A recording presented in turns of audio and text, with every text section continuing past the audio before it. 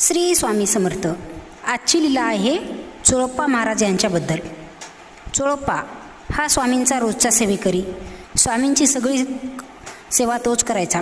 एकदा अक्कलकोट गावात खूप मोठा दुष्काळ पडला. लोकांकडे खायला अन्न नाही, प्यायला पाणी नाही. चोळप्पाच्या घरात फक्त मूठभर ज्वारी शिल्लक होती. त्याची बायको म्हणाली, ही ज्वारी लेकरांसाठी तरी ठेवा. चोळप्पा महाराज म्हणाली, आधी माझा स्वामी मग माझं घर. त्याने तीच मूठभर ज्वारी स्वामींना भाकरी करून दिली. स्वामींनी ती भाकरी हातात घेतली आणि काय चमत्कार केला. स्वामींनी त्या भाकरीचे हजारो तुकडे केले आणि गावातल्या प्रत्येक उपाशी माणसाला वाटले.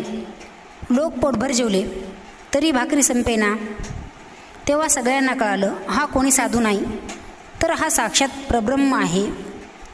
स्वामी नंतर चोळप्पाला म्हणाले, चोळ्या, तू आम्हाला एक दिलंस, आम्ही तुला 1000 पट दिलं. जो आमच्यावर विश्वास ठेवतो त्याला आम्ही कधीच उपाशी ठेवत नाही. या लीलेचा अर्थ,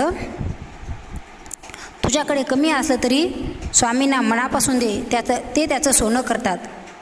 या लीलेवर एक ग्रंथात ओळ आहे, मूठभर ज्वारीचे केले ढीग, भक्तासाठी धावला श्रीरंग. म्हणून म्हणतात, तुम्ही स्वामीकडे एक पाऊल टाका, स्वामी तुमच्याकडे हजारो पाऊलं टाकतील. बोला श्री स्वामी समर्थ महाराज की जय.